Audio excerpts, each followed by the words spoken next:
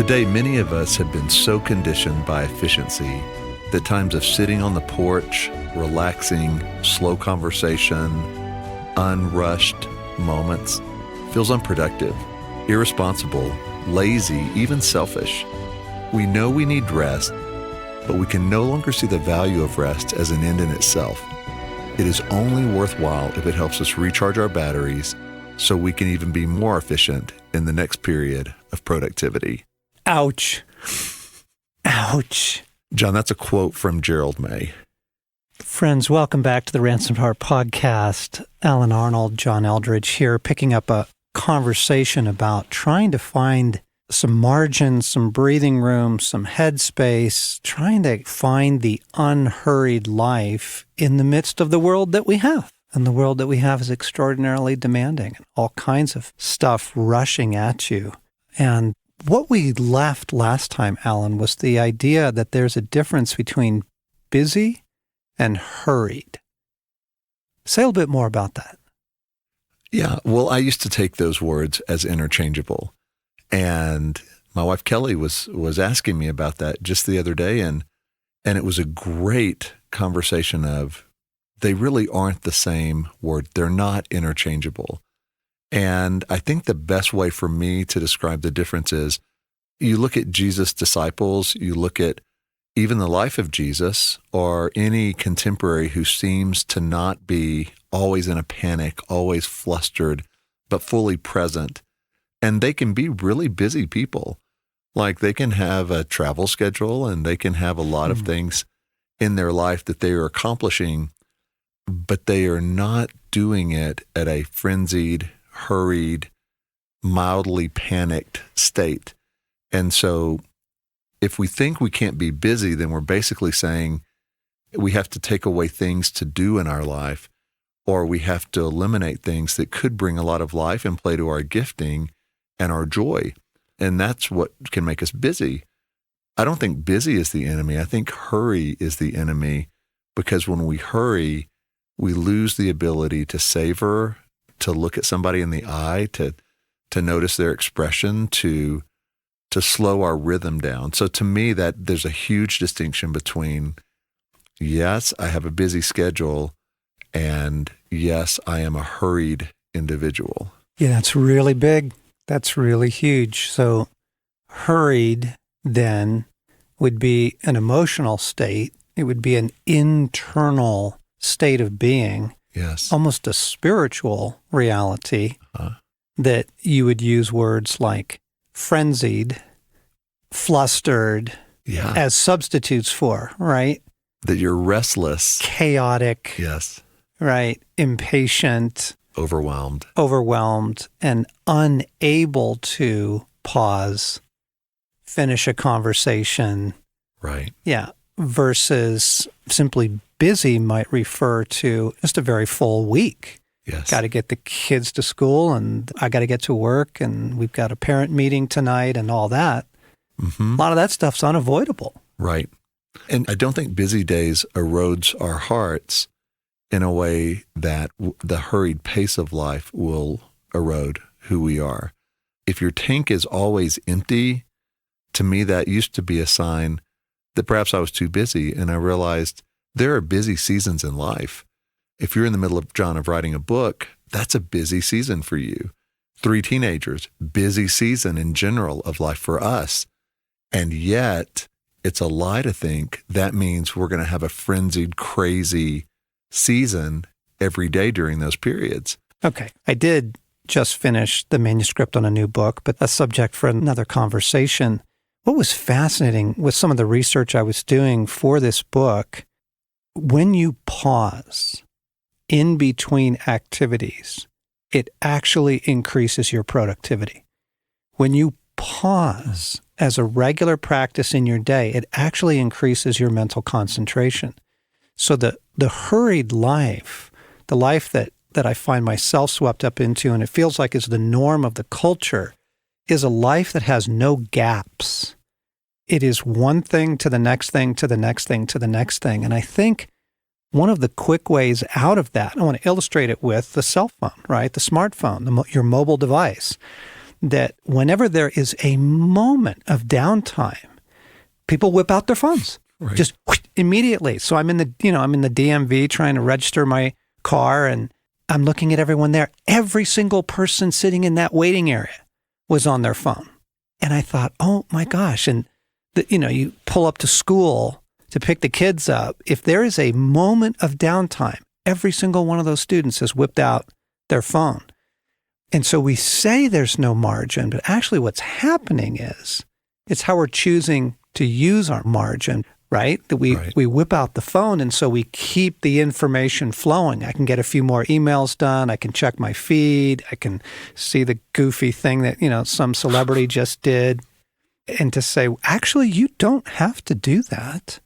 You don't have to whip out your phone. This has become so instinctive to us that we don't realize we're burning up our transition time when, if you have a commute, either by car or bus or train, you have transition time.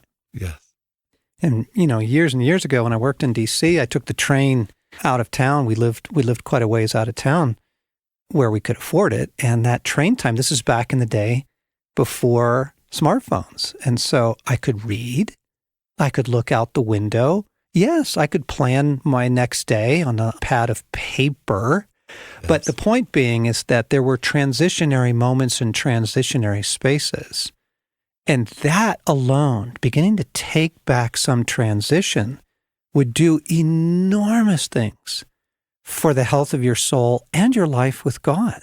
So you mentioned writing the book. Even writing a book, which I absolutely love doing, I can't just keep at it for hours and hours and hours. And so I developed some simple habits of every hour, get up, go out, throw the ball for the dog. I'm talking 5 minutes. This is not, Yes. I didn't go take a bath. I didn't go down, and take a run at the park. Yeah. 5 minutes. But it was so life-giving to not just hit go and stay on go all day until I passed out at bedtime. Yes. Yeah, that's good, John. I'll give you a practical example of one thing that I've started doing is waking up and asking God, I'm talking about before I get out of bed, before I get going, ask God, what do you have for me today versus here's my list of things that need to happen today. Please help everything happen. It's a shift for me that just starts me at more of a place of rest because in a sense, I'm saying my schedule is not my own today. And so for a highly driven, productive, make it happen mindset, it just moves against that in a disruptive way to say, I don't really know what the most important things are today. I think I do, but God, what do you have for the day? Is that new for you? Was that some of the fruit of January? January took it to a deeper level. Like I think for a few years I've been trying to live in this space, but January took it to a different level because I still think I had fallen back into somehow the day is better the more that gets done. The more productive I am, the better dad I am, the better husband I am, the better provider I am. And so it's basically a shift from saying, rather than the more I get done, the better things are, to say, God, what do you have for me today? Because I know, God, you're not going to give me more than I can do in a day. You're not going to give me more hours of things that have to happen than you've provided hours. And so if I go at your rhythm, if I go at your pace, if I'm awake and alert to what you're doing, if my heart's awakened to that, then I'm not going to be overwhelmed with the day. There may be a lot, but I'm going to go at your pace. And so that one thing alone has really shifted how I start the day. And I don't know about you, but I find how I start the day is how the day's going to go. If I start in a panic, it's really hard to have a relaxed day later in the day. Yeah. So to give an amen and kind of an echo to that, when I get up in the morning, one of my disciplines is I don't check my phone. So first off, phones don't come into the bedroom. Okay. Phones are banished to the kitchen counter and the charger overnight because I don't want stuff interrupting my night in there. Yes. And then when I get up in the morning, don't check the phone. Not your feed, not your text, not the weather, because the world is just waiting right there Right. to suck you in and go, oh no, and create some space for some prayer. Yes. I even have breakfast first, and then I check my phone. And it's just a little personal discipline that's saying, here's how I'm choosing to live my day. I'm starting my day with grace and kindness and not with efficiency and productivity. Well, I could answer these 3 texts before I even get out of bed. Right. Right? Was that hard for you initially? What's interesting is not initially. What's been hard is maintaining it. Because it's there, sitting there on the kitchen counter when I come out in the morning and, maybe I'll just see, if the kids have texted but it's been a beautiful discipline for me.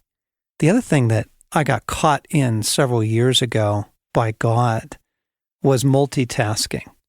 Because of technology, you can be on the phone, but you can also be doing email and making airline reservations. Yes. Right? And it just almost happened to me yesterday. I was in a phone call that was good and important, but I felt the temptation to start scrolling the internet and see what else was going on and check a few other things out, right? And first off, that's a horrible thing to do to the person on the other end of the conversation, because it means you don't have my attention anymore. You don't have my undivided attention. Yes. I'm a distracted, hurried person that you're trying to talk to. And I just realized that one thing, John, stop multitasking. When I'm sitting in meetings, don't bang out email. That's big. Here's a thought that disrupted me recently, and it was from a book called The Unhurried Life by an author named Alan Fadling. And his question was really, do you view Jesus as being someone who's relaxed? Do you see Jesus as relaxed? And I have to say, no, I didn't see Jesus that way. I saw Jesus as very purposeful, always either engaged with somebody or moving to the next event. So the transition was simply, now I'm going from the person possessed by demons to the next town to do this, and then here to say this. And it was disruptive. But then the more I read and the more I thought, I came to the conclusion that, I think Jesus was very purposeful, but he was very relaxed. He was busy, but he didn't seem hurried. And then, John, I transitioned to God and said, do I see God as a frenzied, hurried, worried, overwhelmed God, or do I see him as very much at peace and always available? And so that shifted my view of God. And from there, it was just a short jump to say, as a son of God, how would he want me to be? How would the Father want me to be in my relationships with him and with others?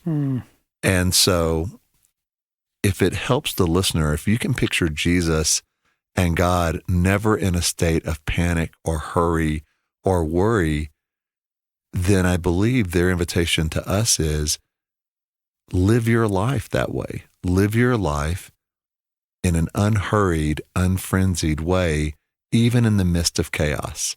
Even when there's chaos, you don't have to become chaotic. We don't have to become chaotic. So that was, for me, somewhat of a breakthrough. There are these episodes in the Gospels where things are very intense. Mm-hmm. And it says that the disciples were so busy they did not have time to eat. And so Jesus said, time out. It's time to get away and catch your breath. So he found himself in often very demanding situations, but then watch what he does. What are his choices with that? Right. And the phrase early in Mark is, he often went away by himself to solitary places to pray. Yeah. So he was counterbalancing a demanding schedule with choices that allowed him some soul space, some room for his Father, some room for prayer.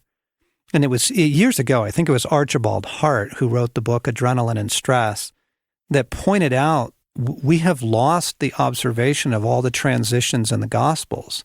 When it says, so Jesus and his disciples went up to Galilee. Arch points out, you understand that's a 3-day walk. So they didn't go from one event recorded in the gospel to the next event recorded in the gospel. There were literally campfires in between. There were long walks in between, downtime, transition time. Do you see that? Yes. But we moderns, we've read all that out of the Gospels, and it just looks like, no, Jesus heals, then he teaches, right? Then he rebukes, then he heals, then he teaches, 24/7. Yeah, and go, oh no, actually it took him 3 days between those two episodes, and in those 3 days we don't have the record because nothing was going on. That's a big thought. I think, too, if people are listening going, where do I start? One thing that came apparent to me in this past month is, we've heard of all the elimination diets where if you want to find out what foods are not good for you, you eliminate everything and then you slowly start adding back one at a time and watch the effects. Well, I think in an effort to eliminate hurry, to the degree that you can start eliminating some things, or at least examining those things and saying, what is the effect of this in my life? And if the effect of it is stress, overwhelmed, fear, anxiety, tension, to the degree possible, that's something you want to try to eliminate or at least minimize or be aware of so that you can go into that and protect your heart, guard your heart. For example, Alan, here's the thing I don't get. All my friends, are telling me, you don't understand. You don't understand. There's no margin in my life. And yet I know that the average American consumes massive amounts of online media every day. Right. Either through their mobile devices or their pads, laptops, computers. I'm talking hours is the average person, hours of it. And so you say, no, the clutter is there. Just start looking for the clutter, the things that you assume. Well, no, I always do that. I always watch that show, or I always check the news, or I just pause. Really? Yeah. That can't go for a week? I read a study just yesterday that said the average person watches over 2,000 hours of television a year. 2,000. And that's television, and that's fading. Right. Because now it's all the online stuff, and your YouTube stuff, and the cute little things that show up in your Facebook feed, which is probably higher. Yada yada. You bet it's higher. So it's like, what do you want to pursue most? And for me, and my invitation for you listening is, an unhurried life is an amazing thing to pursue. Yes, you can be busy, but your heart can be reset at a different rhythm. And for me, the image of, those films you watch where they speed everything up, but one person is going at normal pace and everything around them is blurry and fast. And that is the world we live in, is that blurry, fast-paced life. But we can be that person, I believe, with God, where we say, no, we're not going to go at that pace. We're going to live a life that has depth, that's examined, and that we know the rhythm of our heart. And that requires slowing things down, not waiting for the world to slow down. Because, John, like we found, it's not going to slow down. If we're waiting for that week where nobody has any demands and there's nothing going on, no, we're going to wait the rest of our lives. Mm-hmm. But the change in ourselves, the change that God can help transform us with, I think is huge. And that's what I'm getting a taste of, and I love it. So, gang, there's a difference between being busy and being hurried, harried, frenzied, cranked, fried, wired, crispy, burnt. There's a difference. And much of it is actually internal. Much of it is in what you're carrying and need to let go of. And in the clutter that we assume can't go, but maybe it can. And so one last story to show this can be disruptive. Years ago, one of the required pieces in our calendar was family dinner. Stacy and I, as a young couple, needed to attend family dinner at my folks' house. And that was just a given. And we finally realized, you know what? That's actually not a given. That's something we can choose. And we can even choose to say, this week that doesn't work for us. Or how about we go to every other week? And yep, it's disruptive. Yep, the people in your world might not like it. But the difference was we didn't feel like we had a choice, and we did. We actually did have a choice. And as we began to exercise the choice, it was wonderful. And then you end up enjoying it more when you do go. Right. Right? Rather than resenting it because it's one more thing. Friends, I hope you are finding this helpful. I really do. This isn't meant to be exasperating.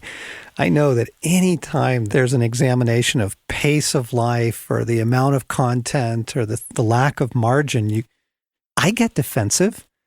This isn't meant to provoke that. It's meant to be inviting, to say there is a grace that God is extending to you in the midst of an utterly insane world.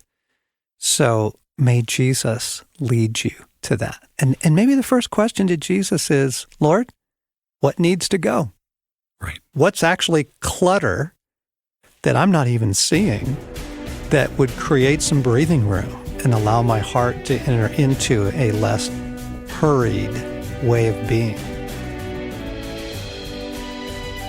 You've been listening to the Ransomed Heart podcast with John Eldridge and Alan Arnold.